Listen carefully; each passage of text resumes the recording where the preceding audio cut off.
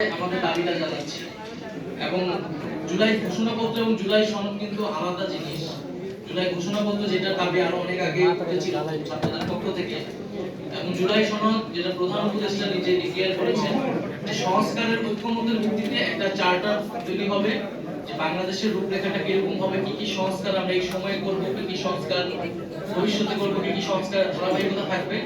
রাজনৈতিক দলগুলোর সেই কমিটমেন্ট জনগণের কাছে দিতে হবে যে আমরা কি কি সংস্কার করব, সেটাকে আমরা বলছি জুলাই সনদ।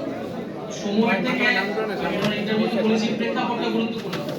এই গণ অভ্যুত্থানের পরে গণ অভ্যুত্থানে মানুষ যে পরিবর্তনের আকাঙ্ক্ষা থেকে এসেছিল, ন্যায় বিচারের আকাঙ্ক্ষা থেকে এসেছিল, সেই দুইটা জায়গা তো মানুষকে দিতে হবে, পূরণ করতে হবে। তার আগে আমরা কিভাবে নির্বাচনের দিকে আমরা যাব, সেই কথাটা আমরা বলছি, এটা যাতে আমরা ভুলে না যাই যে আমাদের বিচার, আমাদের সংস্কার পরিবর্তনের কমিটমেন্ট, সেগুলোর মধ্য দিয়ে যাতে আমরা নির্বাচনের দিকে যাই।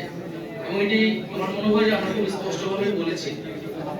দ্বিতীয়ত হচ্ছে এখানে যে আর্থিক জায়গা নিয়ে কথা বলা হচ্ছে, আমরা বাংলাদেশে রাজনৈতিক সংস্কৃতিতে আমরা চাই এই পরিবর্তনটা আসুক, যে তারা আর্থিকভাবে সহায়তা করা হচ্ছে, কোন খাতে সেটা ব্যয় হচ্ছে, এই সংস্কৃতিটা রাজনৈতিক দলগুলোর মধ্যে আসুক, এই সংস্কারটাও আসুক রাজনৈতিক দলগুলোর ভিতরে। আমাদের জায়গা থেকে আমরা এটা দাবি করছি। এককভাবে এই সংস্কৃতি কিন্তু আমাদের পক্ষে দেওয়া করা সম্ভব নয়।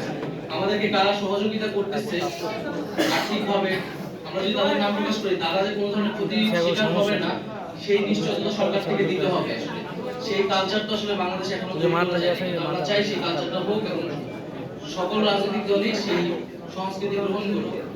দ্রব্যমূল্য নিয়ে এখানে আমার মনে হয় যে আমার সাথে যারা আছেন তারা এর আগেও থেকে নাগরিক কমিটি বৈষম্য আন্দোলনের জায়গা থেকে বারবার বলেছেন, এবং গতকাল আমরা ইফতার প্রোগ্রামে বলেছি দ্রব্যমূল্য, তেলের দাম এবং ঈদের বাজার যাতে নিয়ন্ত্রণে থাকে।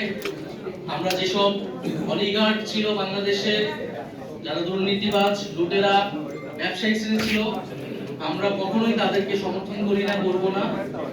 এবং আমরা মূলত যারা দেশপ্রেমিক, যারা দেশকে নতুন ভাবে গড়তে চায়, ছাত্রদের এই যে নতুন উদ্যোগকে সমর্থন করছে, যে সব মানুষরা রয়েছে সকল সমাজে, তাদের থেকে আমরা সহযোগিতা চাচ্ছি। সাধারণ মানুষের কাছ থেকে আমরা সহযোগিতা চাচ্ছি, যাবো।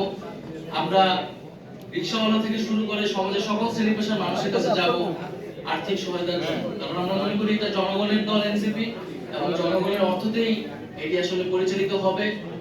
এবং আমরা আমাদের একটা ফিনান্সিয়াল পলিসি টিম গঠন হয়েছে, তারা আমাদের যে ডায়াসপোরা টিম আছে, আর দেশেরও বিভিন্ন অর্থনীতিবিদ, তাদের সাথে আমরা কথা বলছি একটা পলিটিক্যাল ফিনান্সিয়াল পলিসি ডেভেলপ করার জন্য, এবং সেই অনুযায়ী রাজনৈতিক দল, নতুন একটা দল যাতে পরিচালিত হতে পারে, হয়তো আপনাদের সামনে আমরা পরবর্তীতে উপস্থাপন করব।